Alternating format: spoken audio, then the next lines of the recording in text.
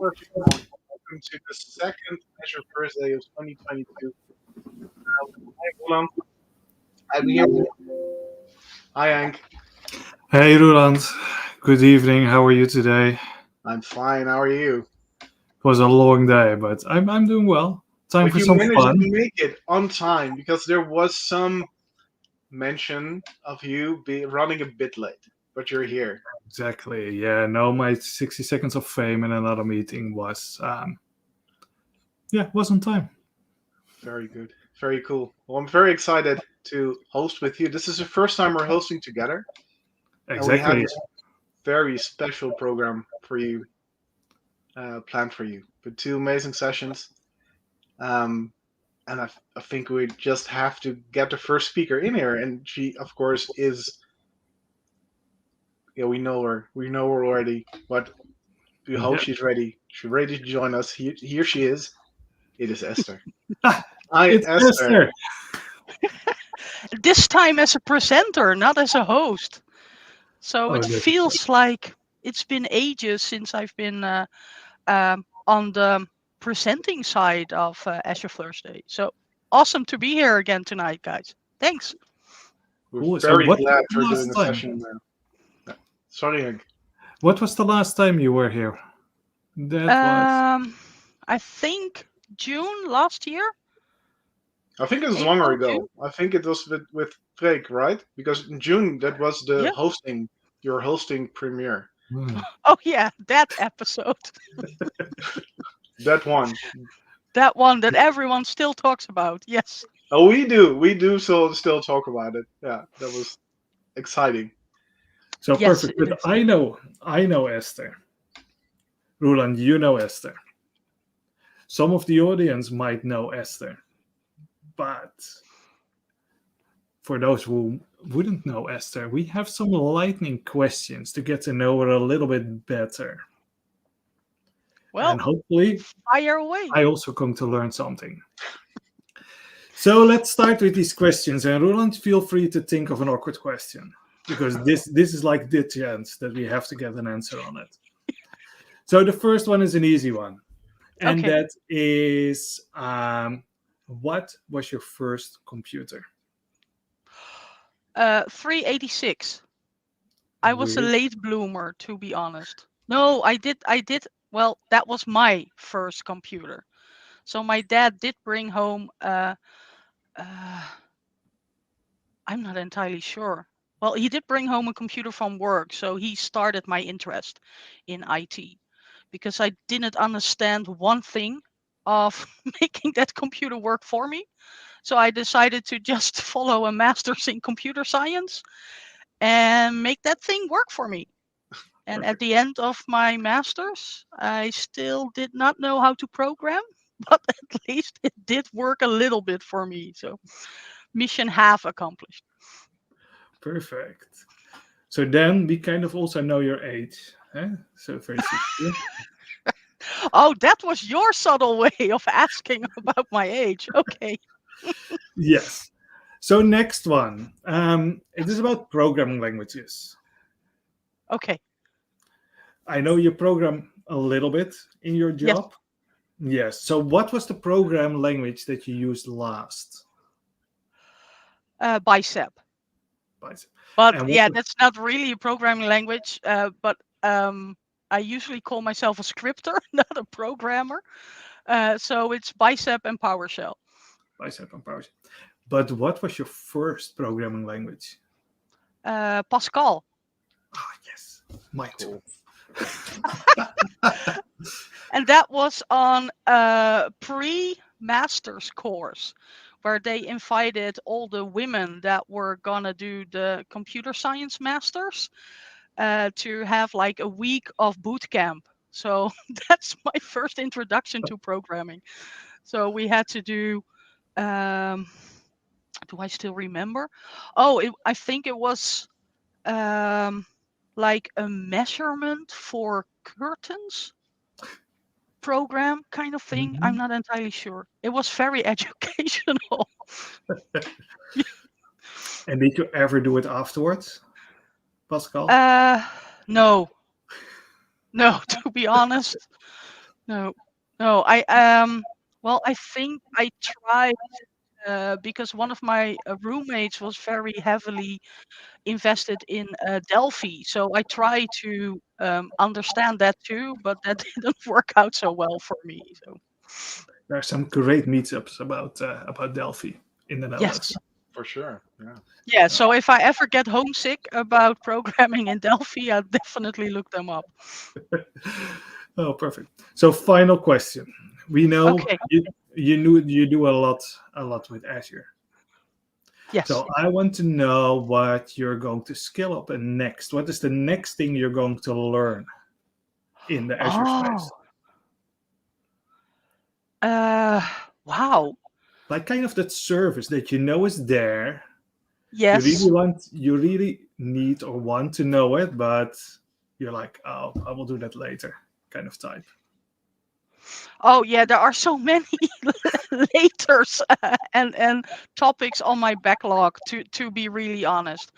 But the one thing that I definitely want to invest in is Azure monitoring, especially because I think it would be really awesome to be able to use the native Azure monitoring in combination with Azure Virtual Desktops in my case, which is my main focus area, to be more proactively in creating automated responses to monitoring alerts.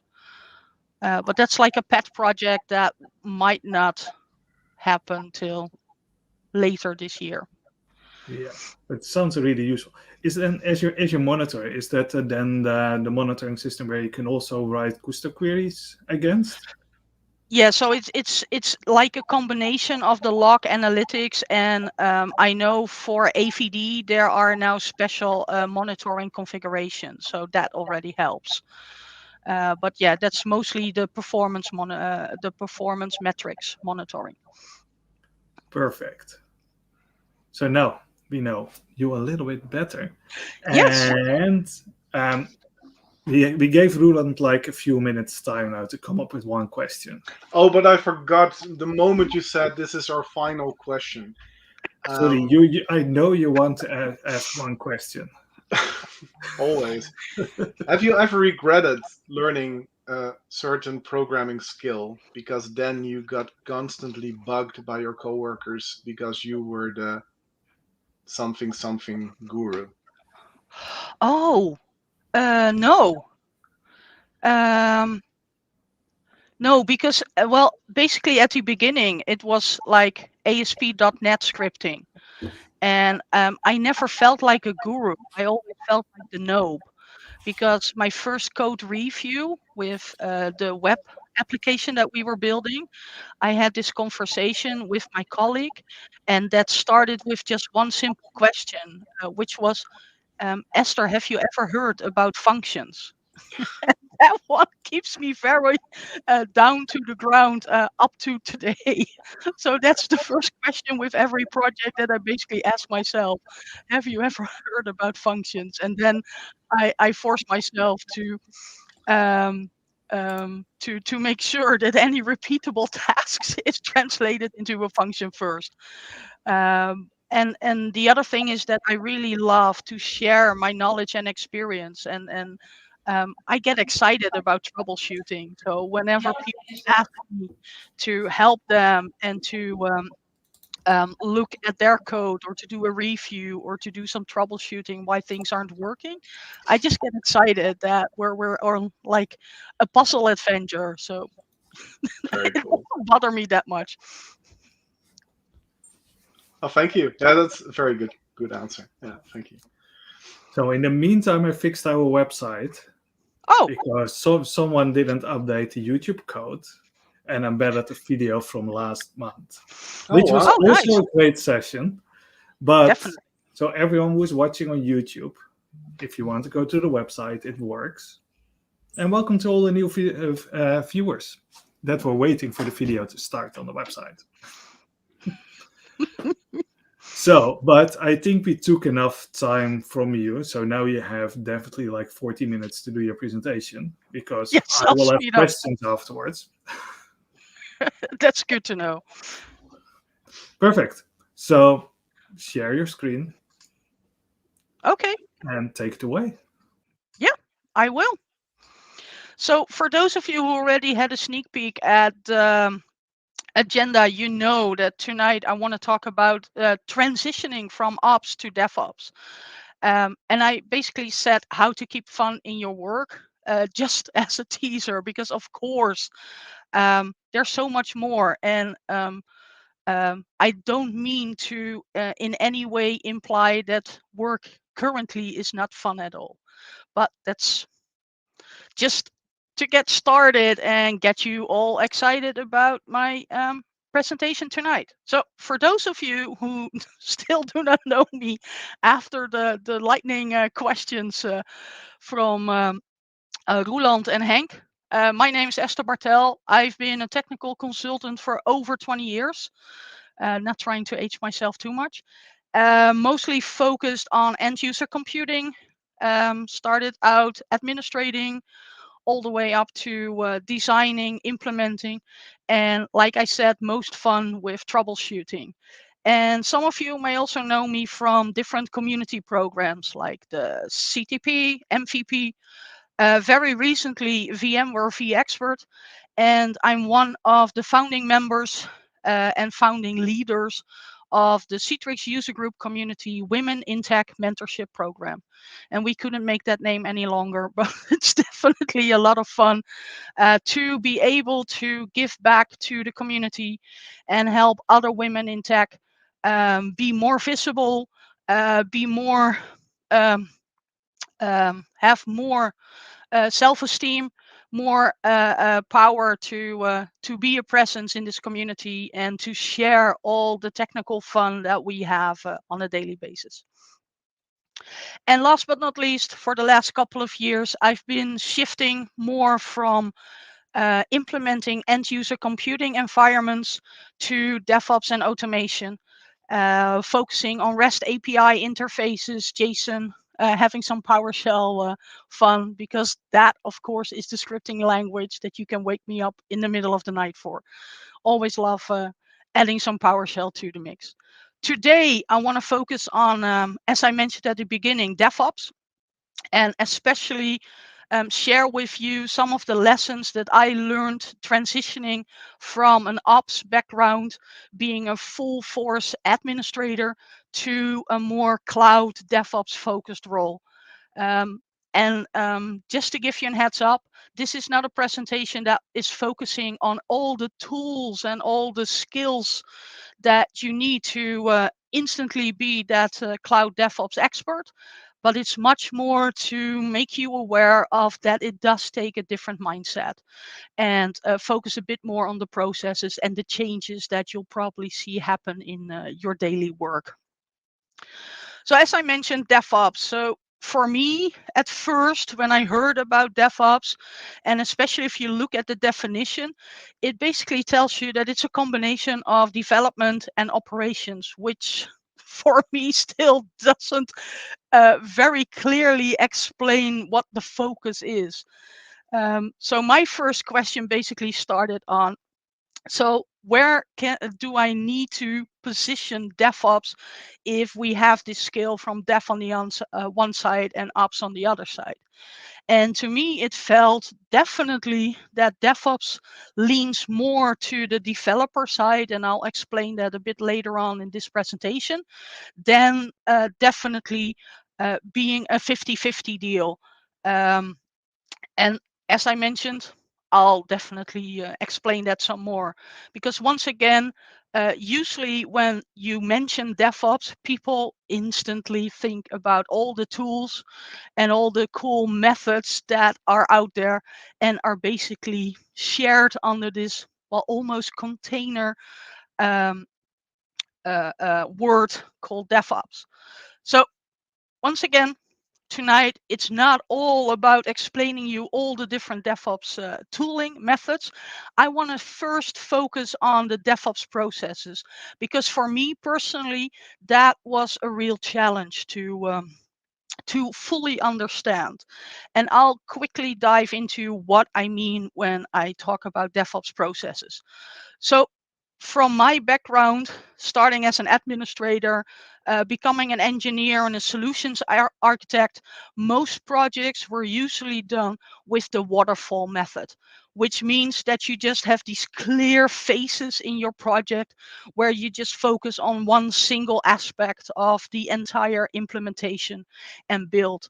So first you start with designing, then you start, based on your functional and technical designs, start to build the actual solution, and then you basically have your pilot phase, your release phase, your first release, or the let's take this to production moment, where in the end you are testing the added value for the user. What you see nowadays, especially if we're talking about DevOps and modern teams or tribes within companies, is that it's going for a much more agile approach. And if you look at agile in the bottom screen of the slide, you see that that's a more iterative process where you have smaller sized defined build and release cycles. And that means that you have multiple moments during your project or during the life cycle of your solution, where you check if you still are on point on user expectations, on functional requirements, and basically you have multiple moments where you check that added value. And for those of you who are a bit aged by now in the IT sector, this picture might explain it a lot better than the 1,000 words that I could spend on this one. At least that this was one of the this is how project managers and different viewpoints of a functional requirement is looked at. So I decided to use that famous let's build a swing on a tree functional requirement for explaining waterfall versus agile. So what you see is that with the waterfall method, you start building a design based on the functional requirement, translate that into your design, you build, you do some testing, and in the end, what you see is well, the best solution, based on the fact that during testing we discovered that the swing couldn't go back and forth because there was a tree in the middle. So we definitely solved that testing challenge. With Agile, what you see is that it's a much more that iterative process where you start first with, I don't even want to call it a swing, because some people might have different associations with it. But as you go along and check with users if it's usable, whether you need to add more functionality to it, you see that it's developing into something that in the end probably is better meeting the user expectations than the first waterfall project. So does that mean that waterfall is basically legacy when we're talking about projects? That's not entirely the message that I want to share today. I still think that a waterfall method can be applied, but like the slide says, it's better for simple projects where you don't expect a lot of changes in maybe user expectations, functional requirements. If it's like very clear from the beginning, then Agile might be a bit too much and waterfall will fit just fine. And what you see in Agile is that it especially supports those continuous cycles and is a bit more flexible, and more based on a natural evolution of building a solution or product. And the other thing that at least was something that was an eye opener for me is that it also has a different hierarchy or structure from the persons in the project.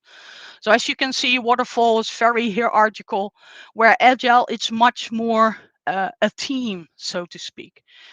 And talking about teams, I think that's a great way to go to well, not just explaining Agile in how the process works, but to focus a bit more on how nowadays we implement Agile and Scrum in the new tribes and teams way of work, where we're talking a lot about having these short cycles, usually 1 to 4 weeks, called sprints, to work on particular feature sets of our solution.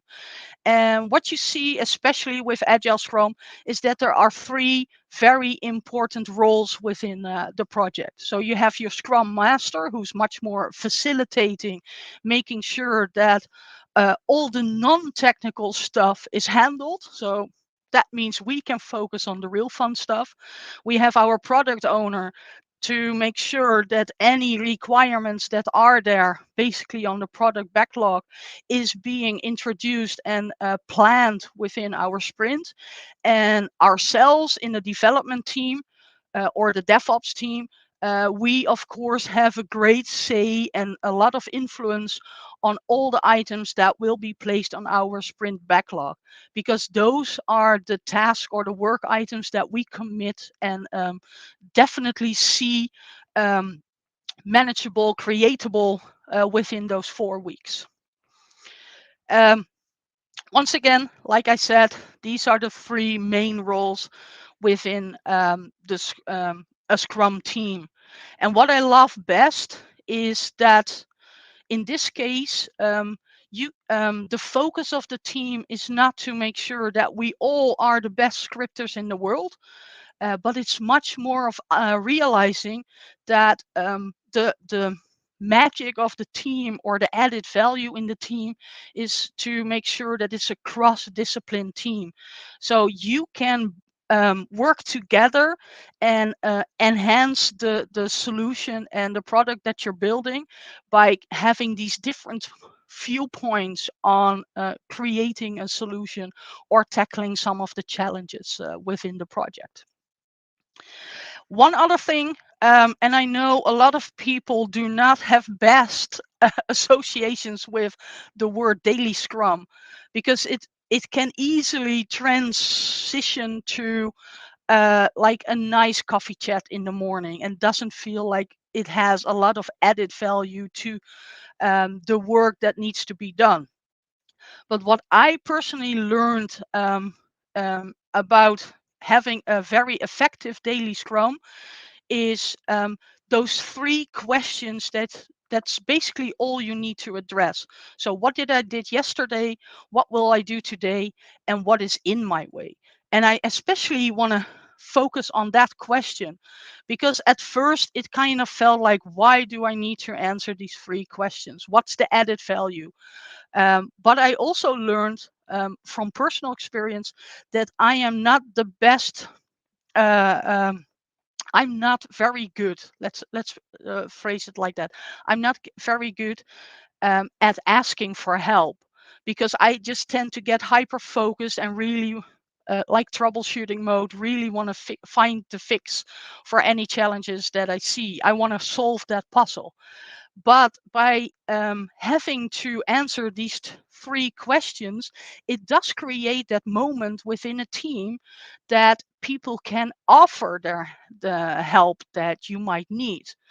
Because whenever I need to speak out loud what is in my way, and I'm very open and honest about it, that I'm dealing with this impediment or this problem that I haven't fixed yet, or that I don't have a solution for yet, that is the window of opportunity for everyone else in the team to say, hey, I might just have a solution for that, because I think I faced a similar problem maybe last week, maybe the week before. I will give you a call after this meeting and show you what I did to solve it, or work with you to find a solution. So if you approach your daily Scrum much more open-minded, and do not get me wrong, it does require your team and your Scrum team to feel like a safe place where you can be very open and honest about the work you're doing and any struggles you might have. But if it's that open and safe place and you have the opportunity, just make sure that you are open about the what's in my way, and give the other members in the team the opportunity to offer help, even especially if you're not very good at asking for help. Because you never know, it might even enhance your experience, creativity, and knowledge. One other thing, if we're talking about differences in the way of work, especially from an administrative point of view, where we're more focused on incident management and problem management, and making sure that, in my case, infrastructure keeps running smooth and without any hiccups. What I see with the Agile Scrum way, especially more project focused, is that it's very important to understand that the way you approach your work items is more in a prototyping or minimum viable product kind of way.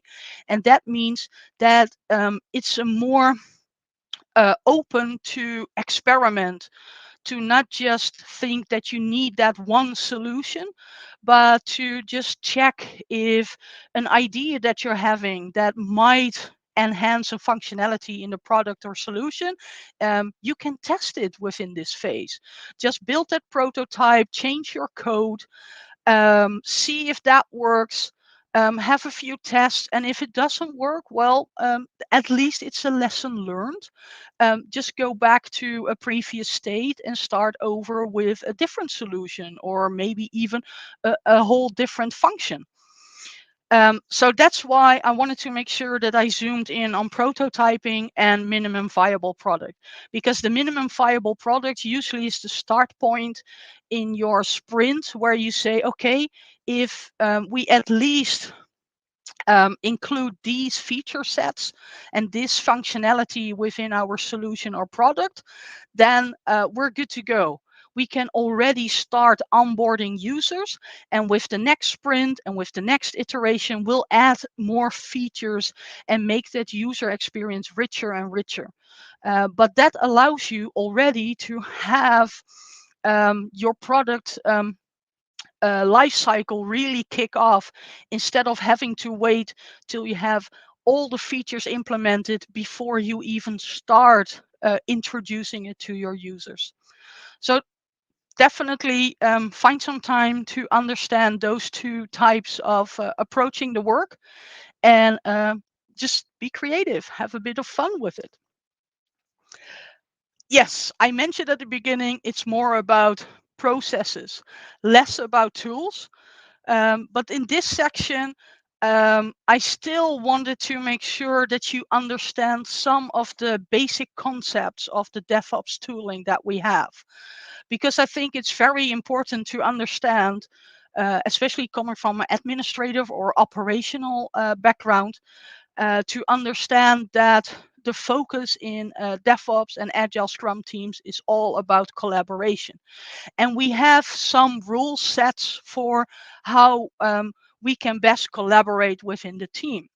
And that focuses specifically on centralized storage, like a repositories, the ability to still have your own testing environment where you can edit and test your code, and also the opportunity to give back to the team, or basically share any code that you feel comfortable with and that you see as your finished product. This all is supported with something called source control, or usually known by most of us as Git or GitHub. So I have a quick cheat sheet that I created to make sure that I understand all these Git terminology, and especially how to translate that to the source control. Because what it is all about is that source control enables us to work together on the same code without basically having to deal with locked files, or someone not being there anymore. So what it does, it is, and I'm quickly gonna switch to the laser point just to, instead of pointing at the screen, at least have you with me in jumping around the picture. So source control, as I mentioned before, is all about a remote repository. So that is your centralized place for the entire team to keep track of the current version, or maybe even a current release of your solution or product.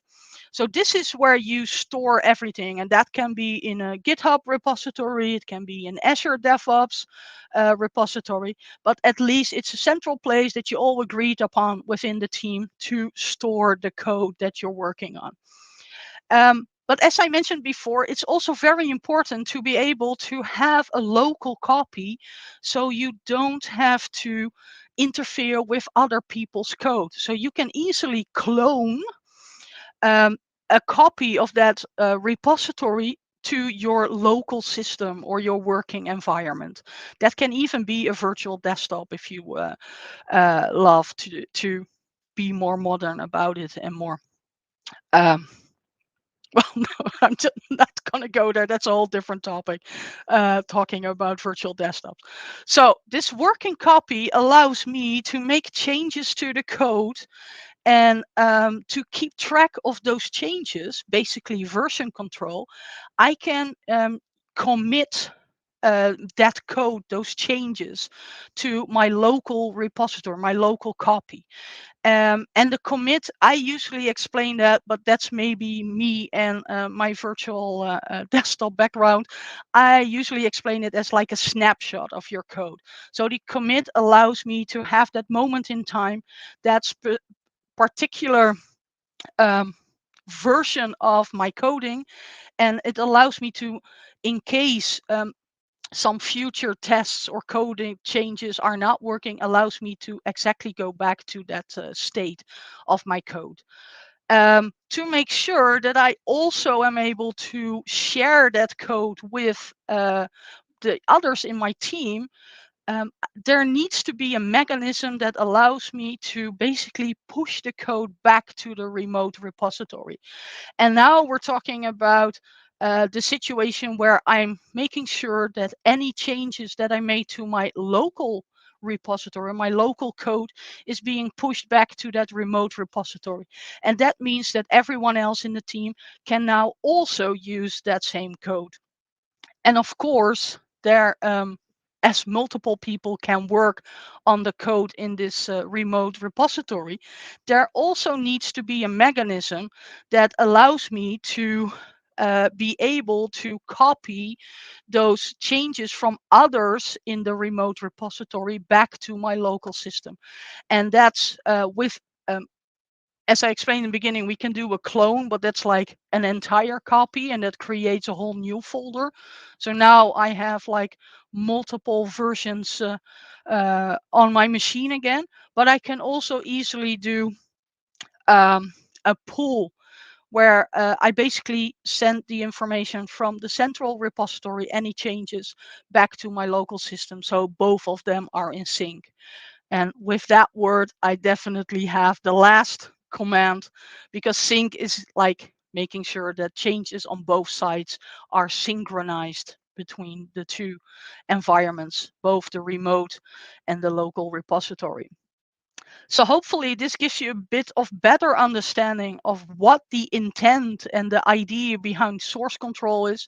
So it's not just versioning, but it's definitely very important to have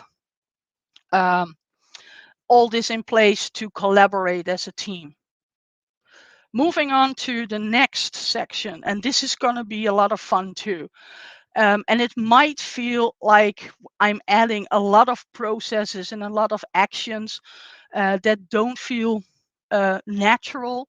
But if you bear with me, it all makes a bit more sense. So in addition to source control that I already explained, which is all about the central repository and your local copy of the code, we also have something that is called branches. And a branch basically allows me to create similar like a clone, but it allows me to have others continue on the same track, so to speak, with their coding on the same set of code, but I create a branch of that code. And that allows me to make changes and to have like a different version of that code that is an entity on its own. So like I said, it starts with creating a branch. Then you have that same process again of adding, committing your changes in your repository, syncing those back to the centralized repository that now has it linked to your created branch. And then the next step could be that moment where you want to make sure that all those changes that you created within this branch is synchronized back, or basically pushed back to that main track. So that's basically ending this side track and getting back on the main track again. And the way we're doing that, or the word or the terminology that is used for that, is creating a pull request. And a pull request basically is that request where you say, I want all changes in this branch, this track, merged with the main track, for instance. So that's the main line at the top. And what especially is important about that pull request is that it allows for the other members in the team to review your code, or maybe even have a discussion on the changes that you made and why you think it is improving the main branch. Once that discussion is completed, everyone approves the changes that you made and think we are definitely improving the product, then that's the moment where the merge happens, and basically the life cycle of this branch ends, and we continue with the main branch. So why is it important to understand this branching strategy? And I just picked one of the branching strategies that are out there, like GitHub Flow or GitHub, or Git Flow, for instance. And I'll explain that because this really focuses on the fact that you are working and collaborating in a team. So that means that sometimes multiple people will work at the same time on the same code base.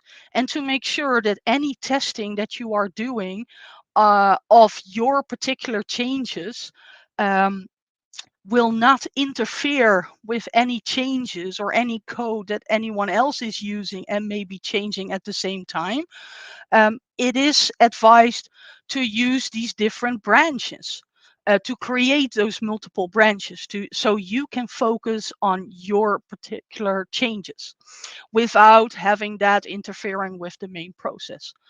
So that means that the primary branch, in this case the blue line, is focusing on the main releases or the main versions of the products. So only when I'm doing a new release to production, this will definitely get a new commit and a new stage.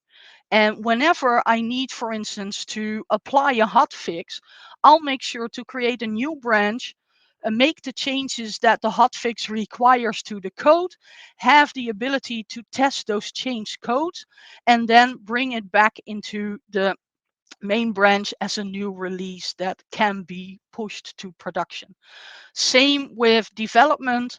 Once I have, for instance, and I guess this will make it even a bit more clear, for instance, I can use the development branch to create a branch for each and every sprint that we start. So that means that all the changes and all the work items within that sprint are easily logged with these different branches. And once those sprints are finished, in this case, it's even taking multiple sprints. Then we bring that code back with the pull request and a merge to the main branch and have a new release for production. And the same basically goes within the development branch to, for instance, for each and every work item, to create your own user branch or work item branch that allows you to focus and to know that you're the only person right now that is making these changes to the code. So that allows you to easily test your changes without having to worry about any other changes that might break the functionality, or maybe even make it harder for you to troubleshoot on your own functionality and code. Hopefully, once again, this all makes a bit more sense. So to summarize it, when we're talking about branching strategies, usually you have your main branch that has the very stable code, the versions that you're releasing. You have your release branches, which are like short-lived branches to make sure that you can focus on hot fixes or specially mark release moments.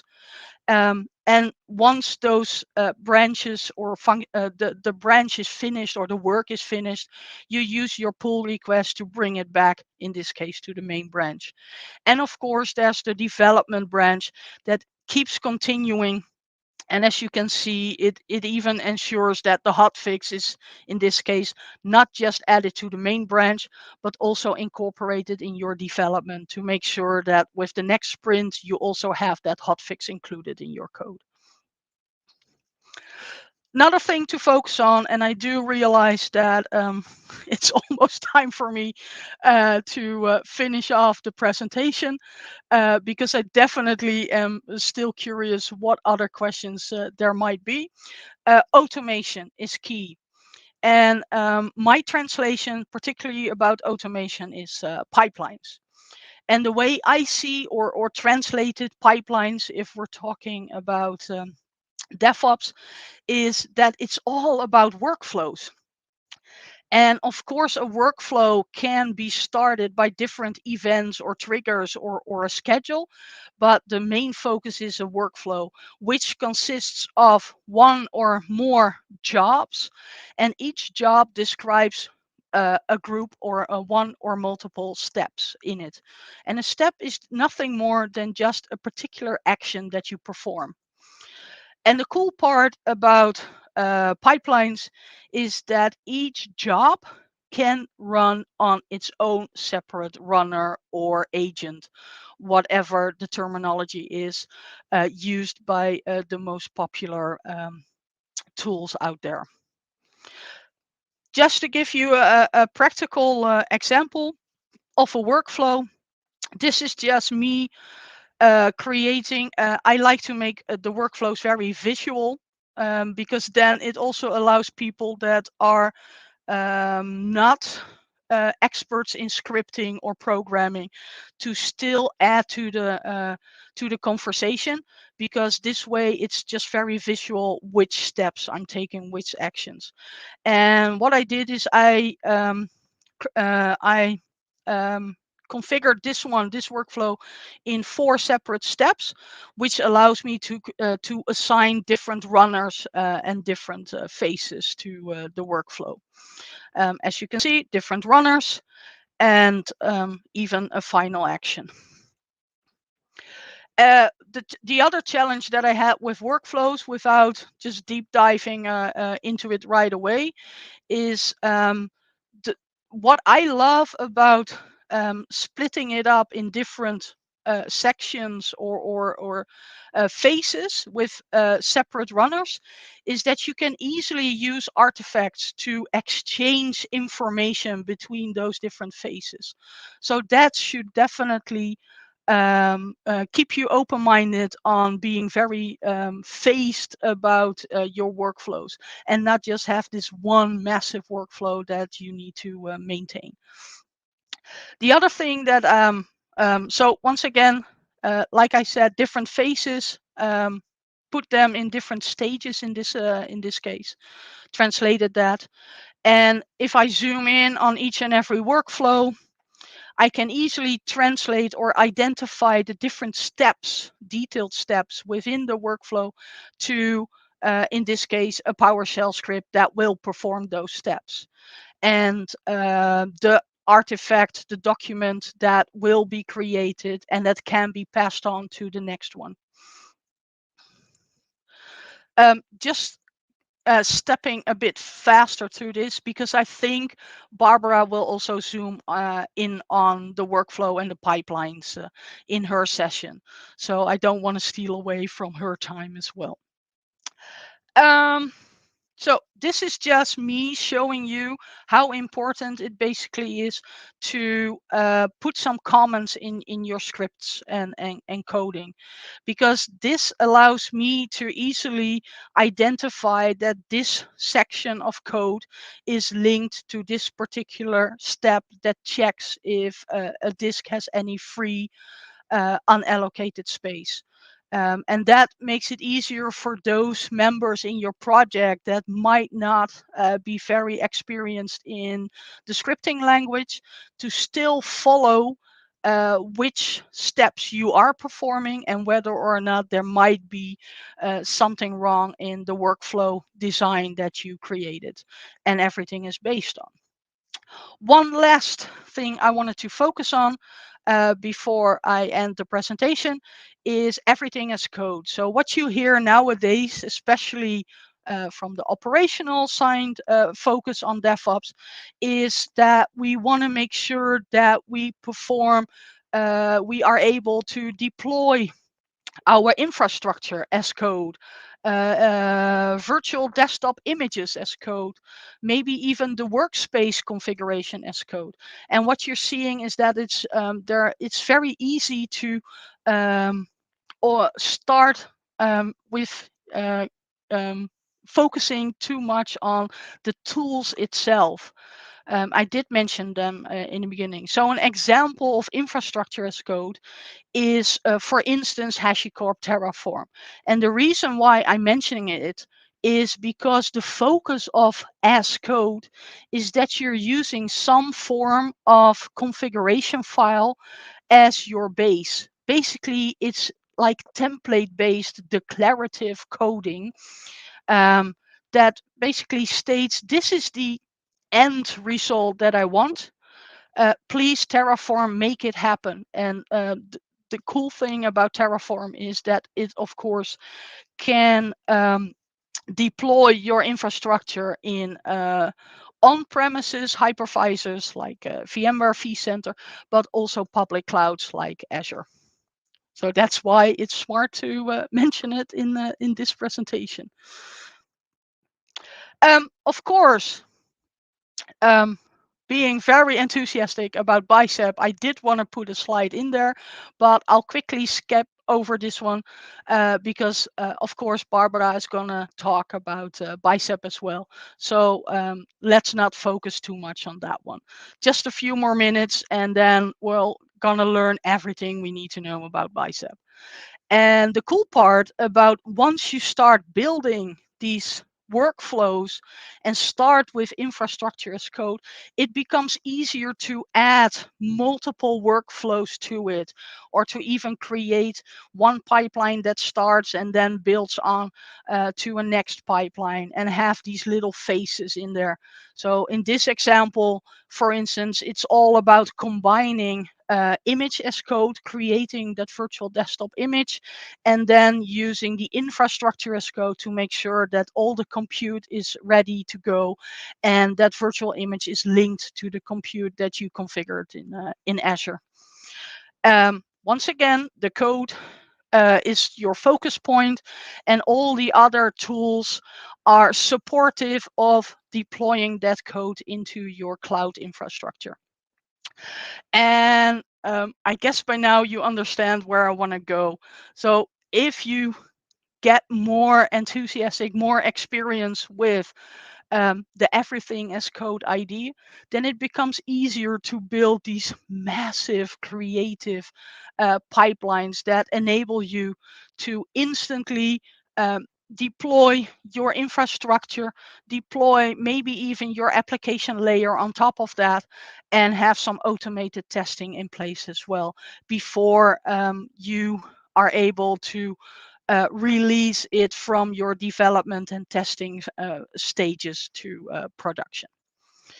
So that makes it a full circle moment, because of course I still wanted to get back to this slide, not to overwhelm you with all these tools out there, but to basically see this as a challenge to be creative and know that there are so many different tools that will make life easier for an automated deployment of whatever cool processes, workflows you have in mind and want to build.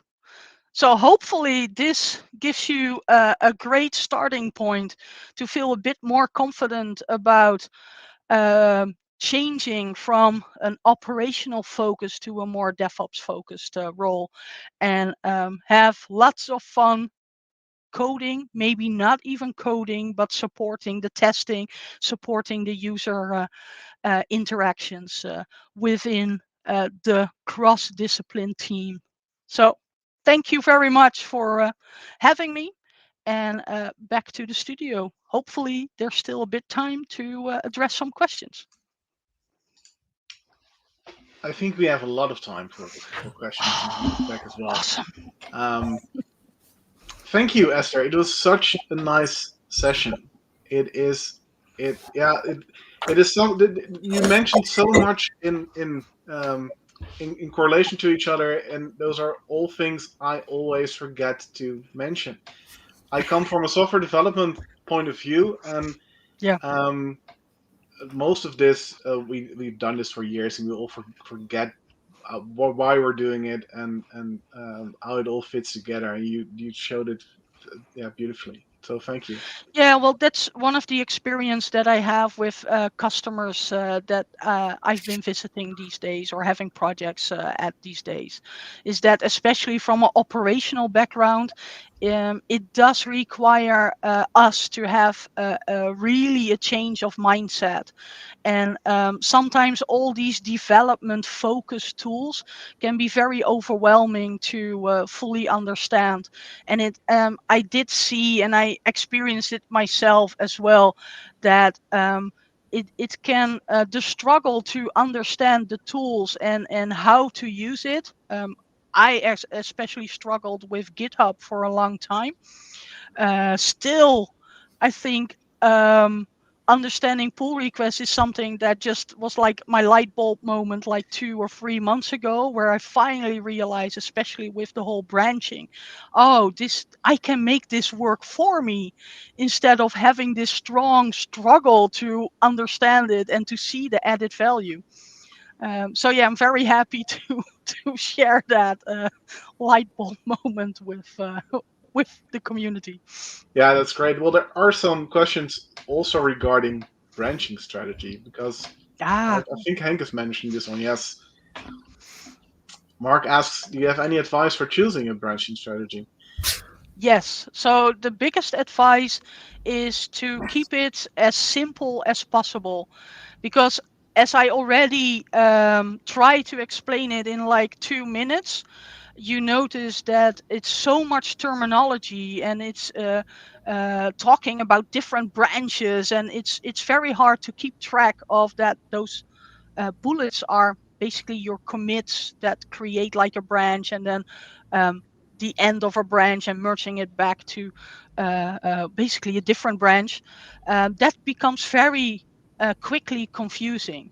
So I know I zoomed in on the GitHub flow, but and I have to admit that I'm not fully aware which one is the more inclusive one, but one of them is just focused. Yeah, I think one of them is just best to use if you only have to worry about one version of your releases.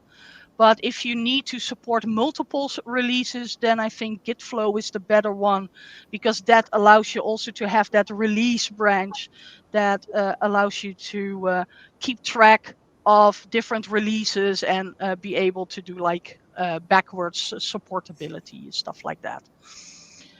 But yeah, the main advice is keep it as simple as possible. So what I see in cloud infrastructure focus project, for instance, is what I explained in the beginning, is that at the start of each sprint, they create their basically development branch. They create a sprint branch, and each user that picks up a work item creates its own branch from that sprint branch.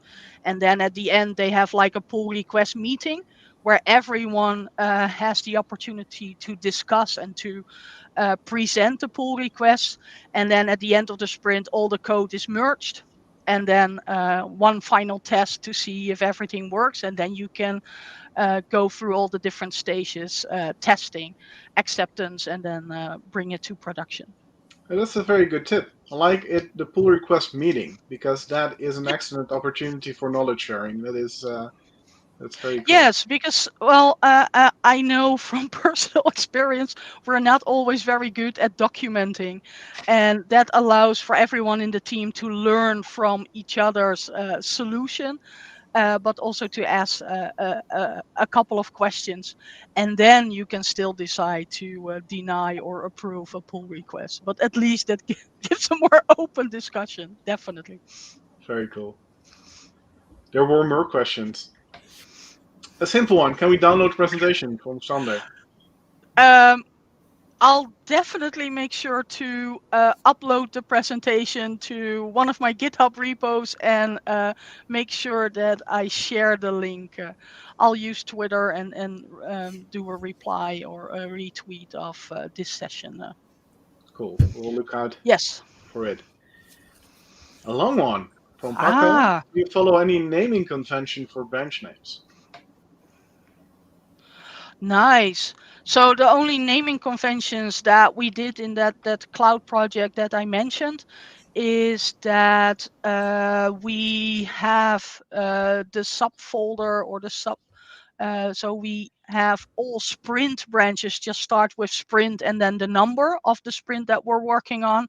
And for each work item, we basically put them in a users folder, and you start with the user initials and then just a descriptive way. So I have some users that use their initials and then just say sprint with the same number, because that's easy for them to understand. Okay, I'm now focusing on the work items in the sprint. But I usually like to use my initials and then state on which functionality I'm working on. So that could just be adding application X to the virtual desktop image, something like that, just in a Cool. small. So there's not, like, naming convention might be a bit strong, but yeah, we definitely try to make it understandable, readable.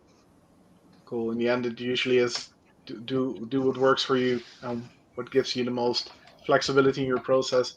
Because of course there are other ways to tie in your requirements and user stories to your branches, but I don't think Yes, we'll and get into that.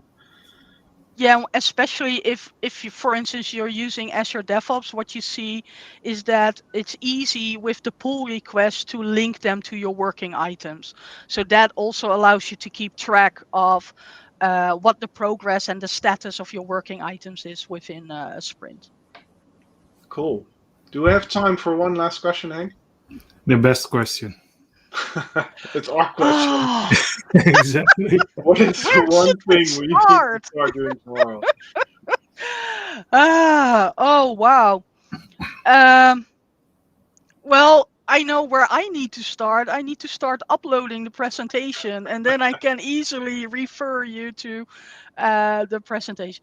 No, I think the best advice to start is to just start using VS Code and Git together. Create your own. You can even create a private repository on GitHub, for instance. So that's free of charge, and start playing around with the commits, with the pulls and the pushes. Understand those mechanisms, because at least at the beginning, especially if you're on your own, it feels like such an overhead. But for me, it was the biggest eye-opener to stop creating all these folders on my hard drive that had like date stamps in them, which still do not make much sense. Because that is no way indicating whether it was a successful created code or just rubbish. But that was my placebo effect, so to say, to think that I was doing some versioning on my own. But definitely use Git as your source control and versioning, because it will make life a lot easier. Great. Thank you so much for sharing this amazing session. And you exactly filled the entire hour. So I think Yeah. we now have to go to Barbara as soon as possible. Definitely. So Yeah. thank you so much, Esther. And of course, we'll see you next month, the next Azure First Day. Thank you. Definitely. Okay, so thank you for having me, and enjoy the session with Barbara, because I'm now tuning in for sure, because I'm very curious about all the Bicep stuff. Excellent. Thank you so much. Thank you. Bye-bye. Bye.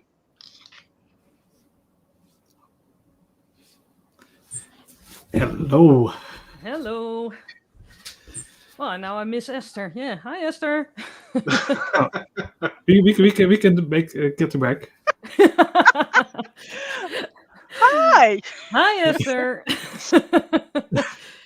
I hope I didn't steal away any of your Bicep fun in the No, presentation. don't worry. Don't worry. Awesome. Usually I steal the speaker's fun because I usually ruin their entire introduction sheet and or anything else. So Yeah, exactly. I'm glad Esther has taken that role today. Perfect. Well, have fun. I'm just gonna quickly do a bio break and then get back for Barbara's presentation. Good luck. Bye-bye. Hi, Barbara. Hi. How are you? Hello. I'm good. So did you hear our lightning round question for Esther? I don't think so, because when this good. Tuesday Perfect. started, I was still eating my dinner. You were still eating, yeah. Yeah. So that's good news for us, because we can exactly repeat the same questions and we will still get an authentic answer. This sound efficient, yeah. Yeah. So this is kind of get to know you in like a fun way, because I think many of our viewers know you, but they don't know these details, I'm sure. So let's start with what was your first computer? It was like a PC, and someone else built it for me. The store built it for me. I was just using it. I did graphic design, so I used it for that, but I had no clue what was going on. So it was a PC with a monitor. Cool. And what Windows was running on? Let me think. Well, the first one at home, I remember as a child, was the first one. It was the 3.1. Mm-hmm. I remember at some point we had a very old laptop, and it had like tabs of Windows. So you had tabs to run through. And I never found what version that should be, because it could be 2.0, but that didn't really come out. But I swear we had a laptop that had tabs in the operating system. So if anyone knows, I was really young, so I was really like a child. So it is a long, long time ago. I think it was around the time of 3.1, but it was definitely not 3.1.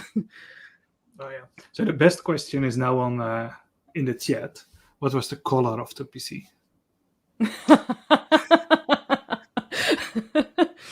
I know where that one's coming from. Back then, I had a boring white, grayish white that you had back then. And my personal PC now, it is purple. It's purple. Perfect. I have a purple PC, and the computer name is Paars. So purple in Dutch. Obviously. And my laptop is called Zwart, or black in Dutch. And that's all the computers I can have, unless I find like a white one or a pink one. So I will have to rephrase this the next question for you a little bit. So what was the first Azure service you played with? Yeah, I'm afraid it's boring, and it's just virtual machine. That's the one we all start out with, right? And then you discover what you can do with Azure. Exactly. Was that in the nice-looking old interface or in the nice-looking new interface? It was right at the time that Resource Manager became a thing. So when we moved, the both. standard was becoming like, don't want to use this anymore. Here's this shiny new Resource Manager. The time that nothing really worked, yeah. Yeah, exactly. In between. Oh, yeah, perfect. So, and then final question. What was the last service you used, touched? Where Like just before this session? Yeah, I think we ended up with something like a function. Actually, I did a course today. I did a course for the AZ 500 course. So I teach that, and we were at the Azure platform chapter. So I touched pretty much the whole of Azure today. And we ended up with containers. But then again, I improvised a little bit. So I think it was a storage account where we ended up, where we were looking through the network possibilities. A storage account it is. Perfect. Yeah, that's okay. Then, yeah. But then, okay, then the last question. So what do you want to learn next? Like the service you never had time for to dive into, but you really want to learn it? There's so much of it. I really want at some point to learn actually some coding language that is not PowerShell. Because I know PowerShell, and I can play around with Python a little bit, and I try to understand C#, but I really want to get a hang of it and just focus on learning a code, because I focus on everything around the code. But it's something, it's not in my daily job, so it takes so much time. And I think if I take some time, I can get a hang of it pretty quickly, because I've been working around it so much, so I can pretty much read everything, but I can't write it. So that would be nice. Just it's the one start of language. the year, so that will be a good year, Yes. New Year's resolution. So if people can tell me what one of the most approachable codes is. Oh, that will be a good question for everyone in the audience. What programming language should Barbara learn this year? And it will get you back like next year, and you do a presentation about it. Yeah, and sure. Yeah, that is a good goal. I'm not going to make any promises, but that does sound like fun. We will keep you up to it. Perfect. So, Roland, do you have any questions?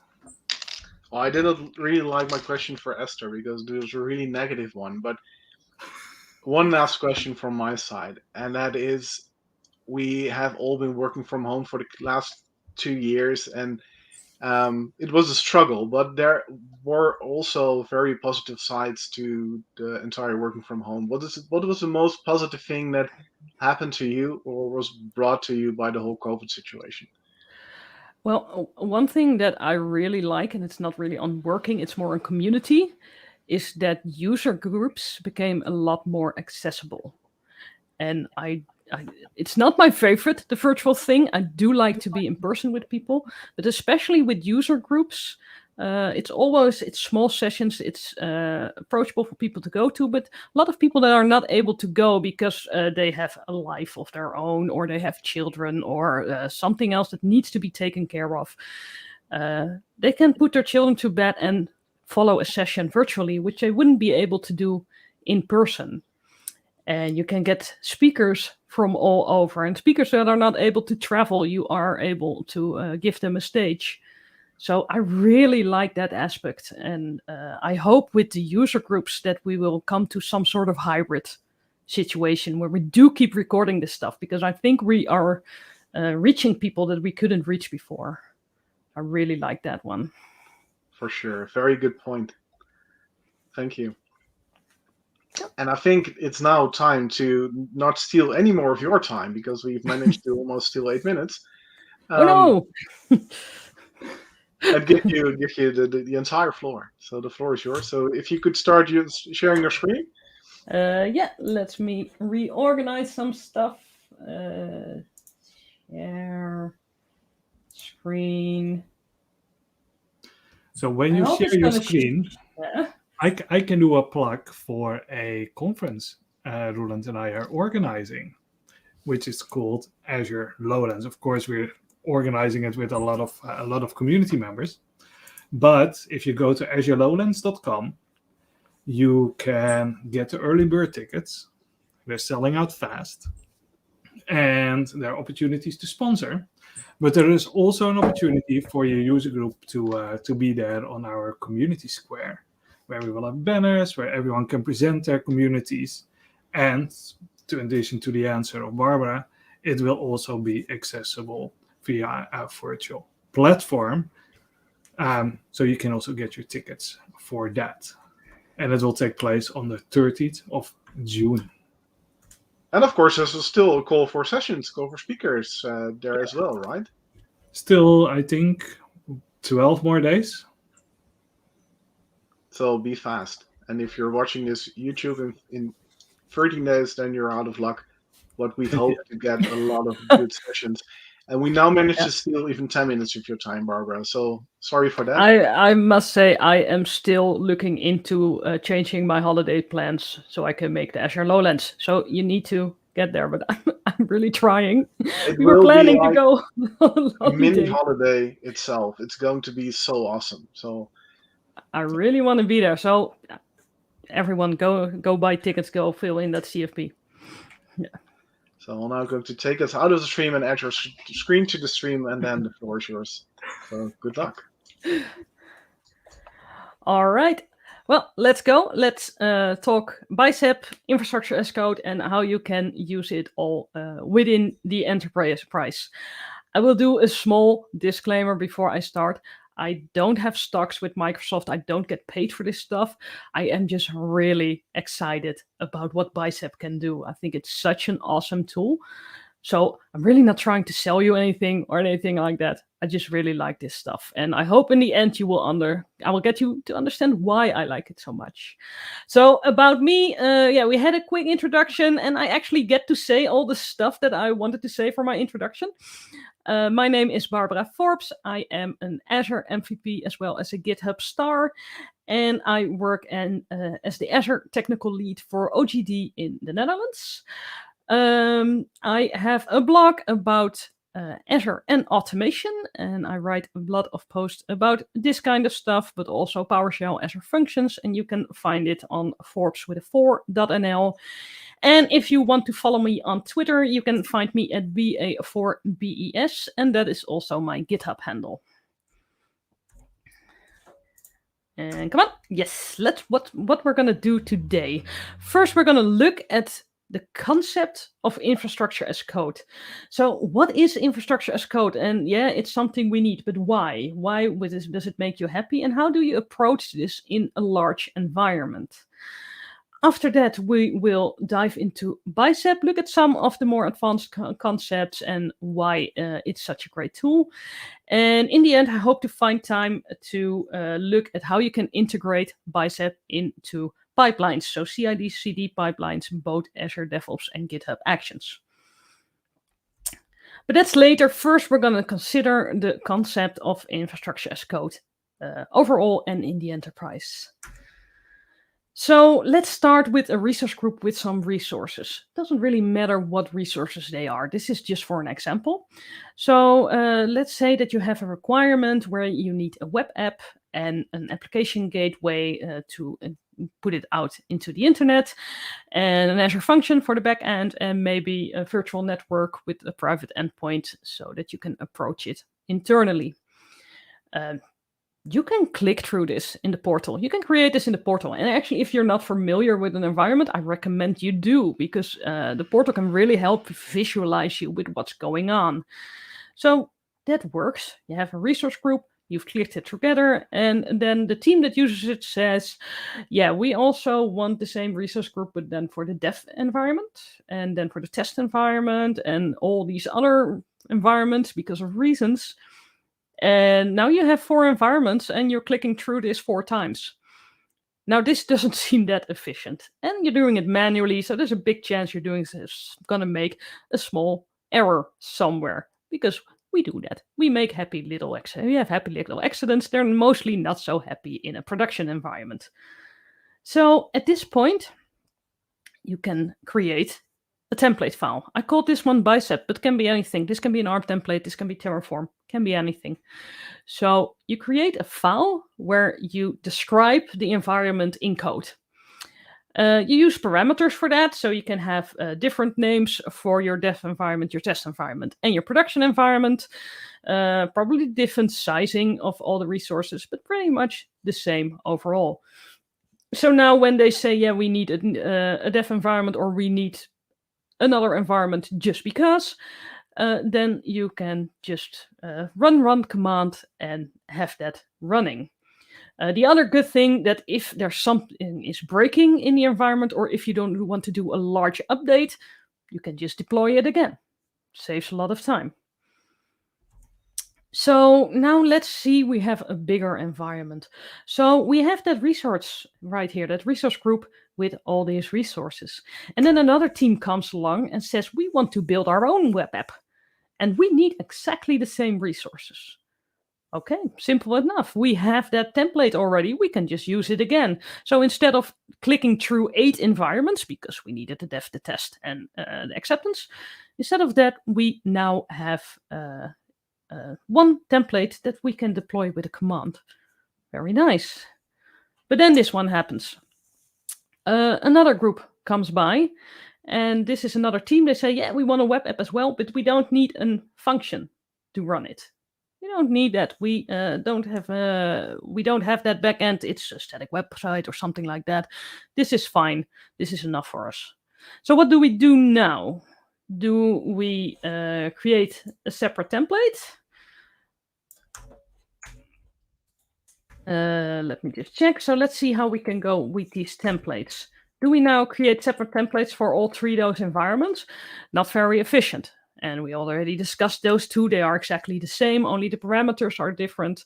And a lot of code is copied within these 3 environments. And if you copy code, then you're maintaining more code. So you're maintaining the same code at 3 different places. We already discussed this scenario. Basically, those 2 environments are exactly the same. We can create one Bicep file for them and just have some parameters like the naming convention and the IP addresses. And maybe a separate file for that environment on the right. But there's a lot of overlap between those 2 environments. And can we fix that within the same environment? Can we fix that in the same template?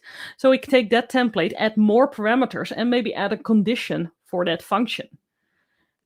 But then the question is, where does that end? How far can we take it? So we get this scenario where we have one template for this whole scenario. But what if someone comes and says, we do want that function, but we don't need that private link in that virtual network? Okay, we're adding another condition and another parameter, and we have to deal with all the other parameters because maybe they say, hey, we want this queue that you haven't even used yet, or we don't want to use port 80 or port 443. Okay, we're having more parameters here. So now our parameter file is becoming pretty complicated. And now that's something new we have to work with. And this is where we need to think about our strategy on how we use infrastructure as code. And there are more or less no wrong answers here. It's not like I can say you need to do it like that, because it depends on your company. It depends on what kind of flexibility you need. And to give an example of how you can how parameters can make it very complicated, I want to show a Bicep template I made of an application gateway. And here I want to show the difference between flexibility and usability. If you're not familiar with Bicep, it is okay. The code is just to make a point. You don't have to read everything. But this is a Bicep template I made for an application gateway. This template is fully flexible. I think the only limitation it has is that you can only add one certificate. But other than that, everything in here is flexible. I did a lot of magic to make it all happen. And by the way, this was so much fun to create. But there's a lot going on. Now, this doesn't seem that complicated, and it doesn't really matter how complicated this template is. The problem is the parameter file. If we look here at the parameter file, you can see there's a lot going on. There's a lot of parameters here. And this can be okay if you need that flexibility, if literally every gateway you create is different. But the problem with this is that you need to actually know what values you need to add. So if we look here, the value is an object with 3 different properties. If you don't know these properties, then you cannot fill in this parameter. And you need to check, what do I need to change and what do I not need to change? So there's so much going on that way, which also means that you need to have a complete understanding of how an application gateway works. And people who have worked with application gateways know they can get pretty complicated, and the configuration needs to be just right. So this makes it pretty complicated to work with. It's flexible. It's not very user-friendly. Now, when I wrote this one, I thought to myself, wait, if we have an application gateway, how often are they used for port 443 and port 80, where port 80, so HTTP, is redirected to HTTPS? That was a use case that you see pretty often. So I made another template. And if you look at this one, it's a lot more options are hard-coded. So here with front end, it's just port 80. That's how it is. Port 443, there's no parameters here. You cannot change this. And this is pretty much the same template. But now if we look at the parameter file, we see there's only 4 parameters here. So we have the name, of course. We have an SSL certificate, which looks complicated. It's not that bad because these are key vault values. And we have a backend address. And that's all we need to set up. So now all of a sudden, a lot of more people take a lot less time to fill in this parameter file. So these are 2 different ways. There's no right or wrong way in this. It's just something you need to consider. How much flexibility do I actually need? You don't need to add everything to parameters. Then again, you don't want everything to be hard-coded, because if you do that, then you need to create a template for every situation. So it's somewhere in the middle where the correct answer is. And the important part is that you need to consider what works for what your company needs. Bicep has a nice little option to work with this flexibility versus usability, and that can make it a lot more easy. And we're going to see that in a few moments. Which is a nice bridge. Let's talk about Bicep. Bicep is an example of infrastructure as code. Bicep is a domain-specific language, which means it was specifically written for what it is. So it's not based on anything else. There's no syntax that's on anything else. This Bicep is just Bicep. In the background, it's C# and it's all open source. You can see all the code. You can add on to the code. So that's a lot of fun to look what's actually going on. And what Bicep is, it's a wrapper around an ARM template. So the ARM templates are still there. In the back end, Bicep is creating ARM templates and deploying those. This also means that ARM templates aren't going anywhere, and you can look at the ARM templates that is actually generating, but it's a wrapper around it, and it helps with the syntax in ARM templates that's not always that flexible. We'll look at that in a second. Good to know that it is still in public preview, unless I missed the news somewhere past week, because I had a crazy busy week and I missed the last community call. But as far as I know, it's still in public preview. And that is because they cannot guarantee there will be no breaking changes at this point. It is fully supported though. So if you have an issue, you get Microsoft support for it. They're actually working pretty hard on it at this point, so you might get it sooner than you expect. This means that it is production ready. Although it is still in public preview, you can use it in production. The only thing you need to think about is that there is a chance that you need to change something in your templates because a breaking change comes up. So that's something to consider. But for support, this is production ready. Now, what does this look like? What we see here is an ARM template of a storage account. Of course, a storage account, I worked with those a lot. It's one of my favorite resources for examples because it's a relatively simple resource and it's very quick to deploy. So here we have a storage account, we have some parameters on it, we have a location, and we have the resource where it is defined. So this is pretty simple. But what you see is there is a lot going on. This is quite a lot of lines for what it does. And there's a lot of different kind of brackets. You need to set every character in the right way. You have the commas, you have the semicolons, you have the colons. So there's a lot going on, quotation marks everywhere, and everything needs to be correct. This makes sense because it's JSON, and JSON was meant originally to be read by computers, not by humans. But it happened to be a great language to store configuration. But yeah, if you create an ARM template, you have to suddenly write about it. So that's okay, but it, for example, means that officially, well, in ARM templates they are accepted, but in the JSON format, officially, comments are not allowed. Because it's for computers, they don't need comments, they need the information. You can do that now in ARM templates, they made that available, but yeah, bit iffy, not ideal. And let's look at the same resource in Bicep. This is the exact same resource. So in this resource, we see in line 4 is all the information that was in a lot of other lines. In the old template, we see almost no quotation marks. We see a lot less brackets. Let's look at it side by side. So this is a lot cleaner in some way. And I was a bit worried when I started, but it actually makes a lot of sense. And as you see, for example, at line 5, I can refer to storage account name, which is a parameter, without defining that it's a parameter. It looks for that itself. If it sees storage account name like that, it's going to look for a parameter or variable that defines that storage account. So that is really cool. That saves a lot of time. It's a lot easier to write. You don't have to worry about should there be a comma there or not. I think there's pretty much no commas whatsoever in this language. Now let's look at the concepts around Bicep. I mean, this is the interface, how Bicep looks, but what things can we do that actually are easier in Bicep than they were in ARM templates? First of all, loops. If you have used loops in ARM templates, then you know it can be a bit of a struggle with the syntax because you have to define a copy index somewhere and you can refer to that copy index, but that's always a lot of work, needs to be the exact right syntax, looking through it. It's messy. Now let's look at Bicep and we see it over there on the right here, for VNet in VNets. Now this is a loop.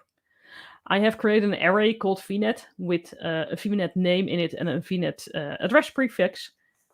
And now I have a loop. That's all I need to do. So a lot cleaner that way. I don't have to define it multiple times. It's just right at the top. And if we look closer, we actually see there is a nested array in this array. For the subnets, I also created a subnet. If you're lucky and you have virtual networks that all need the exact same subnets, define them in subnet array. And also in a property, we can have for subnet in subnet array and define them like that. So a lot cleaner than it used to be in ARM templates and a lot less chance of making errors.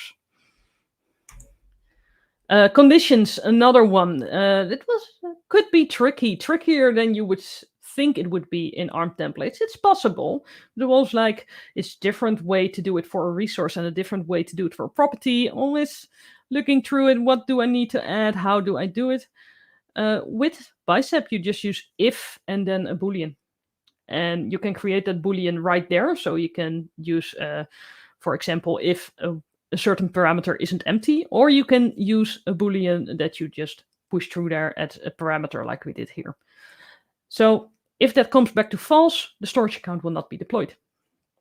Awesome. A lot easier, a lot cleaner, a lot quicker. Now, the coolest part, modules. If you have worked with Terraform, this might seem a little bit familiar, but let's say they took the best out of Terraform. So let's see how that works. So here I have modules, and what a module is, it is a Bicep file. So here I have that Bicep file for storage account. It's a little bit, it has some more options than the one we saw in the example, but it's pretty much the same. So this is a file that I can deploy to Azure. I can send this to Azure right from here any way I want to. I can deploy this straight away. So this is a standalone file, but I can use this file as a module and refer to it in another file. So if I look here, I have the storage account, but I also have a module with more resources. In this case, a VM that also needs a network interface. So this is another example. Didn't make too much work of it, kept it simple, and a virtual network that you can use like that. And now if I look at the main.bicep file I have here, and I refer to everything with module. And if I look at this one where we have module, I give it a replacement name so I can refer to it. And this refers to the file right here in the modules folder. So I can look at use it like this, define it like this, set the parameters. I just gave it a deployment name, and then set the parameters that were asked in that template. And now I can use that file, although it is in a different file. So I only have to create it once, but I can use it in multiple files. And we had something like that with ARM templates and linked templates. But linked templates needed to be in a public resource, or you needed to authenticate to a storage account or something like that. I don't want to store my ARM templates in a storage account. I want to store them in a GitHub repository or an Azure Devops repository or a GitLab repository. But I want my code to be where my code is. So this way, you can actually do that, because what Bicep does is generate the ARM template based on this information. So it's generated from your local account. So it can view all those files, pick them together in one big ARM template, and then deploy that to Azure. While I'm here, there's something I want to show, which I think has made it a lot easier. And that is VS Code and the extension for Bicep. I'm going to zoom one more for people who are watching on mobile. So what I can do with the extension is basically that code is going to write itself. It's impressive. So I start with resource, because that's how I define a resource. It already says, are you looking to create a resource? Yes, I am. So tab complete that. I'll give it a name. We'll call this storage account 2, because we already got one right at the top. I'll press space, and it already says, come on, these are all the types that are available for you. So I don't need to remember where the storage account actually is, which isn't that big of a deal with the storage account, but there are a lot of different resources in Azure. So I'll start typing storage, and here it gives me all the options within storage accounts. So I just tap complete that. And not only it does set that, it puts it there, but it also asks me what API version I want to use. So I don't have to remember which one we are using at this point. It puts them in order from the newest of the latest to the oldest, but I can use all of them, and I can tap complete that as well. So this is here. Now I press space and equals, and it asks me if I want to fill in the required properties. Sounds good. And these are all the properties that are needed to deploy the storage account. I can add a lot more, but if I just add these, it will be a correct deployment. Now, these required properties don't work for every resource. At this point, they work for the most used resources.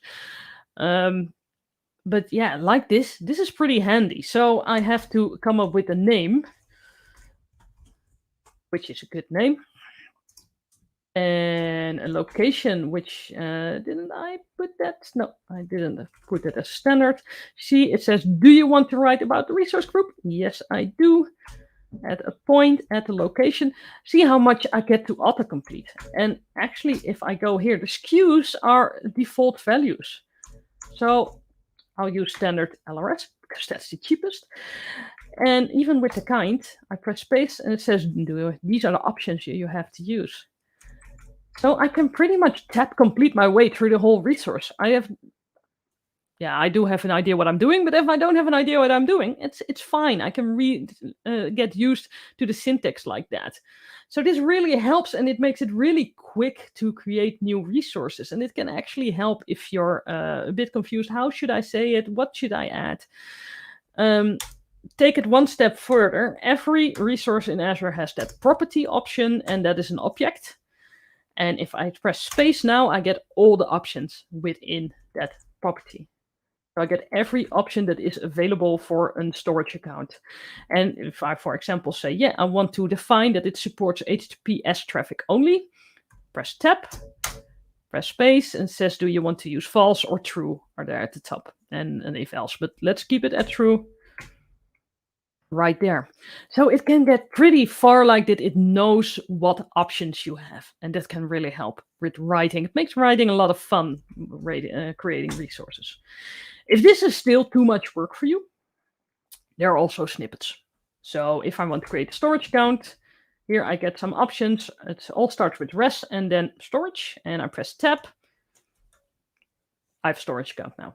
So if you really are lazy, then you can do it like that. If you think that's too much work. This one is, it's too much for me. I like this one to actually do something, have some kind of feeling with it. But if you want to, a lot of snippets are also available. So if you want to get started, this can really help getting used to the language. So we saw modules. Now let's look back at that situation that we just had, where we had two similar resources and resource groups and one that missed one of them. So we had those 3 different templates, or one template with all the parameters. What if we apply modules to this? So this is also just an example of how you can use it, but I can create a module for every resource in here and use a main.bicep file to define the one that I actually need. There's no copy coding in here. I don't need to maintain 2 versions of the same code because it's all in the lowest part. They are all using the same code. It's not to say that this is ideal. This is one of the ways to do it, but it's actually, you can look into having more than one solution per module. So for example, I could also have that right-hand solution in one module and then one module for a function and combine them. Then I still have only 2 versions of the code. So there's a lot of options there to work together with those modules. And like I said, have the right mix between flexibility and usability. But the modules has made it a lot easier. One thing we need to mention that is also now available for Bicep, and especially for an enterprise level, you can create your own registry. This is a container registry, and you can deploy the templates to there, and then you can call on those templates in your Bicep file. And it will use those as long as you are authenticated to use them. You can use those for any Bicep file you want to create. That means that you can really, for a company, create one place where all your company values are worked into your template. So you can make that available for everyone, make everyone use it as long as you're in the same tenant. That's one thing. But if you're in the same tenant, then everyone can use those. So it can be very handy if, for example, if you have landing zones and you have teams that are familiar enough to work with Bicep and create main files, but you want them to deploy the company standard. Create the templates here, or if someone says, hey, we want that solution, and you think we already created that one, you can refer them to a registry, so you don't have to copy code from repository to repository. So that can be very handy. And talking about VS Code, this is also a pretty cool thing. If you have a registry and you have access to that. So here I have my main.bicep file again for a resource for a storage account. And I want to show you how you can use a Bicep registry. Of course, I didn't memorize that URL, and I'm especially not going to try to manually type it. So I'm going to copy paste it. So what I would do is create a resource. Can I call it stuff? Yeah, I still can. And what I'll do is copy and paste the line above. Except I'm going to use version 1. I've got 2 different versions. And did I get this wrong?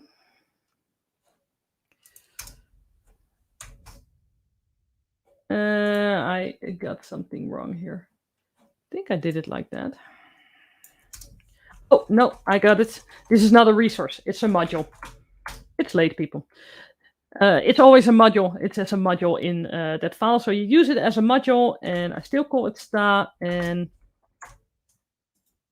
I will paste that line, put it at 1 version 1. And this I find really cool. This template is in my Azure tenant. It has nothing to do with my local environment. But if I press is, I still get that option to view all required properties. So it reads the template that is in Azure and shows me what kind of properties it needs. And I know it takes my own module because I did a typo in the storage account name. So it knows that and says the parameter for the storage account name.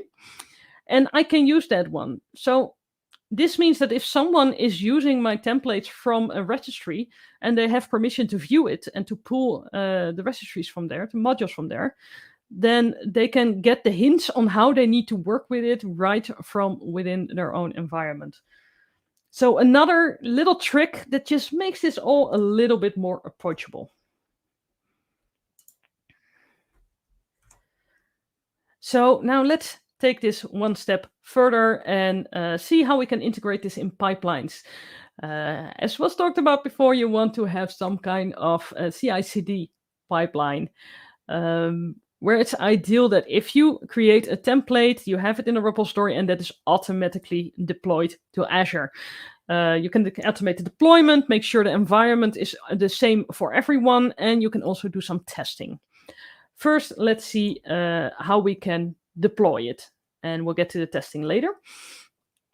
So what we can do here, we have a Bicep file we want to deploy to Azure. You can do that directly. And you take a task and you say new AZ resource group deployment or AZ deployment group create, whichever one you prefer.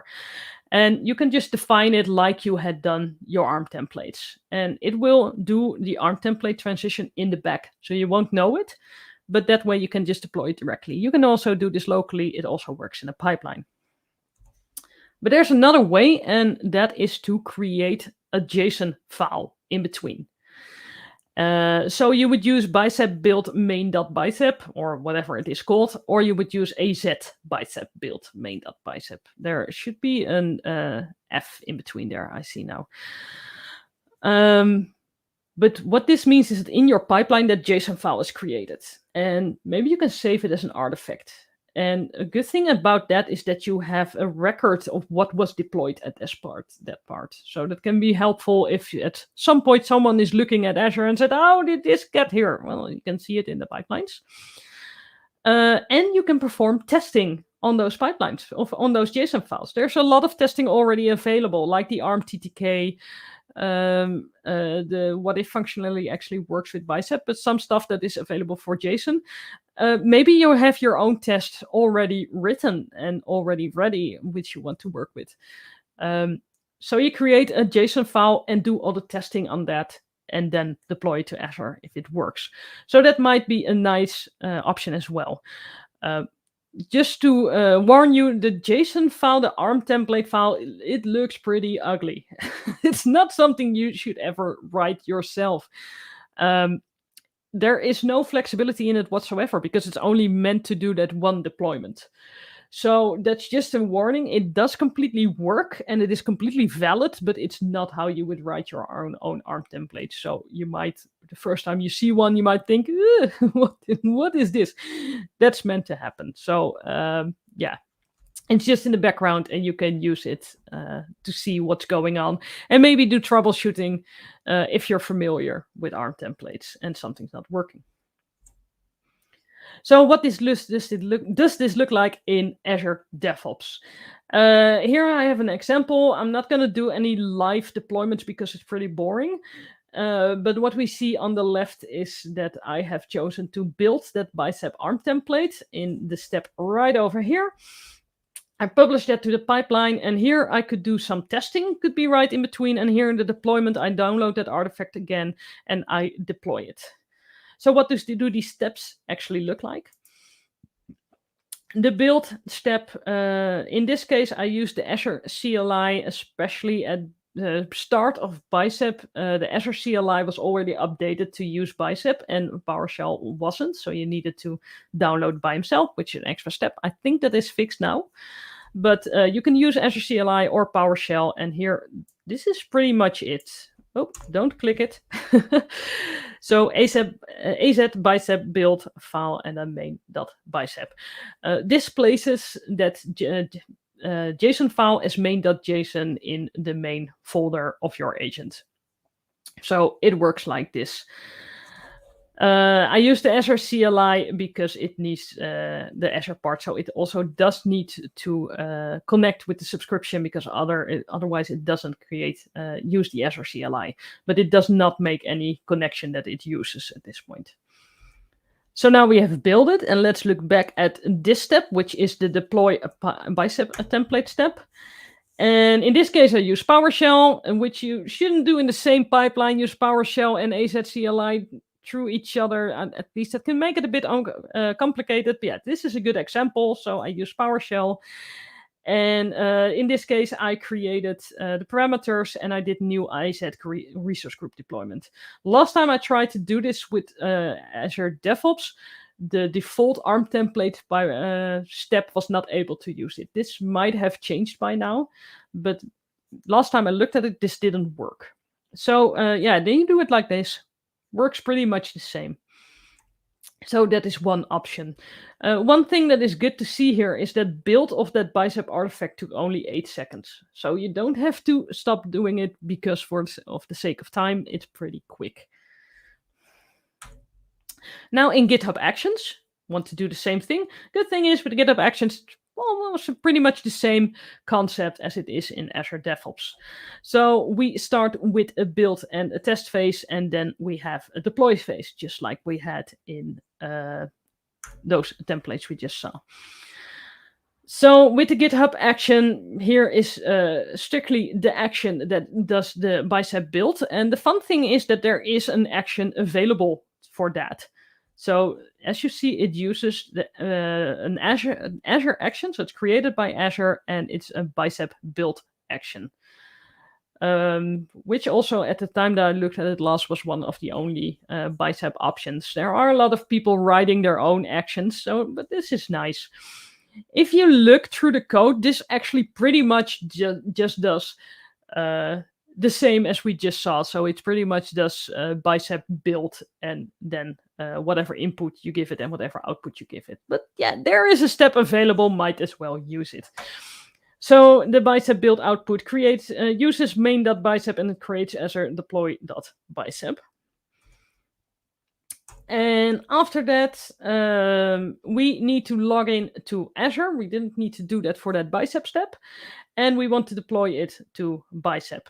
And in this case, I use the CLI because I used the PowerShell, the last version. And here I use the Azure deploy group create, and then the template file. I have created an environment file for that to show where the file is and what resource group to use. So I can show this anomaly without you knowing what resource group I use. So this is the Azure CLI, and yeah, we use it like that, and this will deploy everything to Azure. As you see, it also doesn't take too much time. There is some testing of running there, and yeah, I do cheat a bit because it's storage accounts. They deploy pretty quickly. Now let's look at testing, because yeah, that's always a thing. Also with ARM templates, how do you test your infrastructure as code? I have written some blog posts on that, both on Bicep and on ARM templates, and you can test them on your code quality. You can test them on if the templates are actually correct. You can test on what they would be deploying with what if. And you can test on if they are what you would expect for the company standard and for the Azure TTK, or the part where you say, is it secure? To say it like that.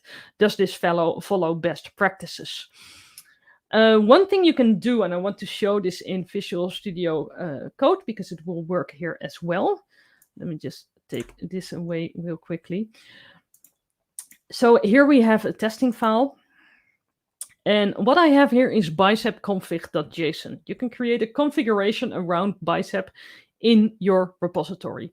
If this is somewhere in your repository, then it will work for the Bicep files in that folder and the ones below it. And I'll close this down real quickly because it's a long list. And what I can do here, I can do a lot of settings. I can make aliases for registries, for example, so my code becomes a little bit more readable. But one thing we see here is when we have some sort of behavior we don't want, we can set how we want the deployment to respond to it. That's an unknown word. So what I see here is no unused variables, which is one of the best practices. You don't want any variables that you don't use. What this does by default is give a warning error. So if I look at an example here, and we have our storage account again, and if I create a parameter that I don't use, it will give me a warning saying the parameter example is declared but never used. If I want to deploy this template, it will work out fine. It will just go through, no problem at all. But this is not the best practice. It's not clean code. It shouldn't be there if there's something in production. It makes it a little less readable. So what I can do is use Bicep config to say, I want an error on this. So I change that out. I said, if there are parameters defined that are not used, I want you to give an error. And now if I look back at my Bicep file, that little squiggly thing, it has become red. So it's no longer a warning, it is an error. And this deployment will fail based on this error right here. So if this is in a pipeline and you try a deployment, as long as that Bicep conf says, I want this to be an error, this will come out as an error. So that can help a little bit with code quality. That's one of the options you can use, and I can show what it looks like in the pipeline. Oh, I did the wrong order. Let's just look at this real quick, and then I'll move back. So here I have an error I created. This is the build Bicep file step that you just saw in GitHub. And here it gives an error on line 12, an error, no unused parameters. Parameter location has been declared but never used. So that's something that normally would be a warning. It would just deploy. And here it says the error AZ clip script, CLI script failed, and my deployment won't go through. So this gives me some quality control.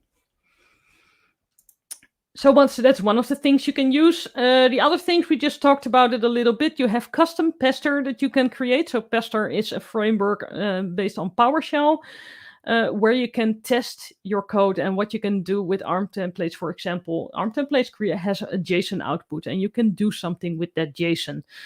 See if it's correct with what you expect it to be.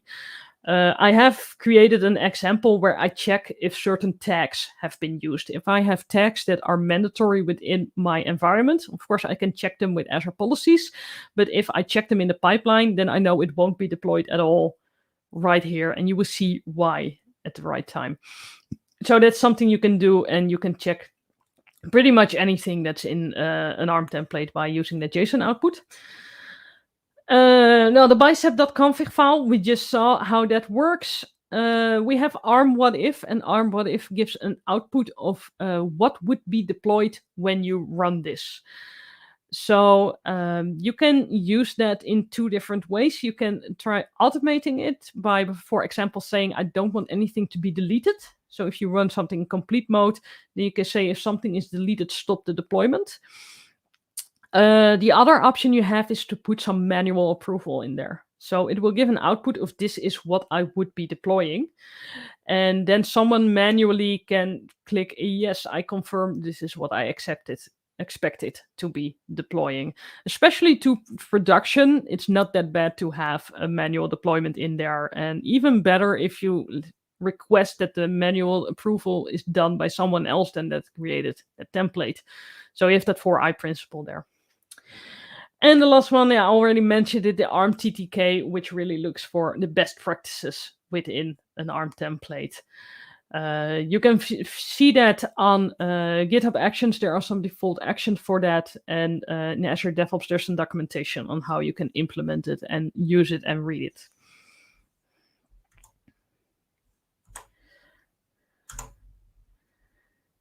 Oh, I had more images. I thought I didn't have any images yet left. So here we have the example of what if. So if I use what if to deploy my template, then you see in this case it says, I'm going to deploy a storage account. Is this what you want? Is this what you expect? So I can add a manual approval or say, yeah, it's only going to deploy something. It's not going to delete anything. This is fine. Move on. And here we have the ARM TTK. So the ARM TTK is also based on Pester. And here you see that this one fails because the location parameter does not, the location parameter of nested templates would not have a default property. And that is a bit difficult because, like I said, the ARM templates do not follow all the best practices. Because it will be hard-coded somewhere, because it's in the right place at the Bicep, but yeah, it's generated. So you do need to be critical. Do I actually need this? Is this actually a correct setting? It might give some false positives. So check on that, and then you can say you want to exclude something. But overall, as you see, you can check the schema. You can check if min or max are correct. So you can check everything around your ARM templates, your Bicep template. So I think that's pretty much it. That's a lot of information here, but now I hope you're excited as I am and think, well, let me start off with my own stuff. How do I start off writing my own templates? Well, you saw you can do it in Visual Studio Code. That works very well. Another option that you have, a few options here. You can look at GitHub at the repository that stores Bicep. So that's the /Azure/Bicep. That's Bicep. You can read all the code you want. You can view the documentation and links to the Microsoft documentation from there. You can see the issues, so you can see what people are working on, what is still expected, what problems people have. You can set your own issues if you find some problems. So it's really nice to look it all through. I'm going to shamelessly plug my own website here. I have the category Bicep. I've mostly written about the deployment through the pipelines, so through Azure Devops and through GitHub Actions, some deep dives and some about custom modules that you can use, for example, for your naming strategy or your tagging strategy. And this link is a little bit butched because it's so long, but overall, Microsoft Learn. Go to Microsoft Learn, select that you want to search for Bicep and the resource type learning path. There are 5 learning paths out there and they are very good. And people who know me know I am a big fan of Microsoft Learn, but these modules really take you from zero to hero. They take you all the way. Also about some concepts of infrastructure as code, some concept of how you use Git are also in there. So it's pretty complete and really it's a really nice resource to start your own way. And I also recommend it if you have already been working with Bicep for a while, because I did them pretty recently. I did some of these modules and I still learned new things. So these are some great resources to work with. That's pretty much it. If you, we'll go through some questions, I think, in a second. But if you think of something later on or you want to discuss anything, you can find me at Twitter at BA4BES. And thank you all for listening.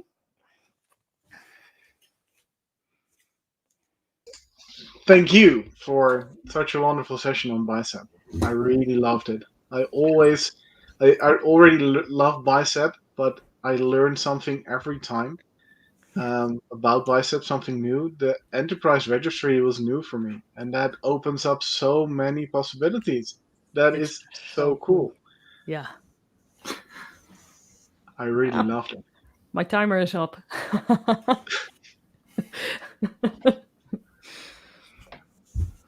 No, it's really. We also had some questions, if you're up for them, from our viewers. And the first one is, as a Terraform user, why would you switch to Bicep? And the question is even larger than that, because really also added, I understand its utility in Azure, but real life is not just Azure. 9 out of 10 Azure organizations often use infrastructure as code for Kubernetes, S3 buckets, TLS providers, legacy, etc., etc. What's your take on this? Yeah, that's one of the things with Bicep, if you compare it to Terraform, is that Terraform, of course, is multi-cloud. It's more providers are in there than there are in Bicep. Bicep at this point is everything that ARM templates can do. They do have some ambitions to, at one point, add like Azure AD, for example, but it's not there yet. And that's something that Terraform can do and Bicep can do. So especially if you work with larger environment or multi-cloud, then Terraform might be the way to go. They are pretty similar. Some good stuff was taken from Terraform and put into Bicep. There is two things that makes me choose Bicep over Terraform. For one, Bicep is always up to date because it's created by the ARM template team. It's created by the Microsoft and Azure teams. Where I must admit my experience with Terraform is a few years ago, but I remember that sometimes new resources would come out and it wasn't available in Terraform yet. And then you had to write PowerShell to do those specific things or create an ARM template within your Terraform. So that's one thing where, Bicep has that that Terraform doesn't. Another thing that that might be a personal one, but I'm not a big fan of the state file. The state file, I remember it always getting corrupted and it giving issues, and you have to store it somewhere and it has to be secure. And basically with Bicep, your state file is Azure itself. So I really like that one. As far as other technology that comes in between, like Kubernetes and other code, I usually solve those things within the pipeline. So I use two different kind of codes, one for all the Azure infrastructure and one for everything that happens within Azure. So I often find that there are two different teams that are using those codes. So often they have, or either you have your own pipelines or you have your own steps within a pipeline. So that makes it work like that. Who's responsible for that? But it is a good thing to consider, that if you want to combine it with code, Bicep can't do that at this point. Okay, thank you. But if you're using Terraform at the moment, you're probably not going to migrate, right? You're just going to use Terraform and use Bicep for other projects. And like I said, the state file and the fact that it's always a little bit behind with new technology, it would make me want to switch. Yeah. But it's personal. There's no right or wrong answer. Of course. In that, We had a question from Zing as well. Do you have an example for a multi-dimensional array in Bicep? And can we just do a for each instead of a for loop? I already shamelessly added a link to your blog because you did a very extensive blog post on for loops, right? So I think it is in there already. Yeah, I did one post completely on for loops, multi-dimensional, and saying that, you work with different objects. I think it's somewhere in there, and otherwise someone put it in the comments. Because there were other people asking those questions, and I didn't have time, and someone else answered it. So that was awesome. Perfect. So find the example in the blog, because I really love your blog. I love reading Thank you. And for each part, I did these were working on an array. You can also do them based on numbers. And you can combine the two if you want. So you can do it with an array, but still use the numbers it would have. So you get an index, for example. Perfect. Total flexibility. Yeah. And we have one question. Have we time for the last question, Hank? Yeah. Oh, it's already up there. Do the Bicep registries offer any extra features compared to template specifications for ARM templates? It sounds like using a template spec as a linked template. From Leo. What I would say with ARM template, the template specs, I expect them to be used by people who are not familiar with Infra as code. So I would expect a template spec to be like a resource that you can give some sort of library to people who need Azure resources, to say, here, you can fill out the menu and get your resource. So the people that would normally be working in a portal, but now you can say, here's the template spec, because every resource there is according to our company standard, or already has the networking in place, for example. So you can make it easier for people to use their own little part of Azure when they are used to the portal. So for that case, I would look to template specs, and if people are able to use infrastructure as code or are willing to do it or have the skills, then they can write their own infrastructure as code and make use of a Bicep registry for that. Perfect. So I think that's the biggest difference for me. Okay. Excellent. Well, these were the questions. Hank, do you have any last questions? The last questions. Oh, question? No, actually. No, I've never done. Clear. I learned a lot because I always still click in the portal to make my demos. The portal is awesome, though. The portal is underappreciated.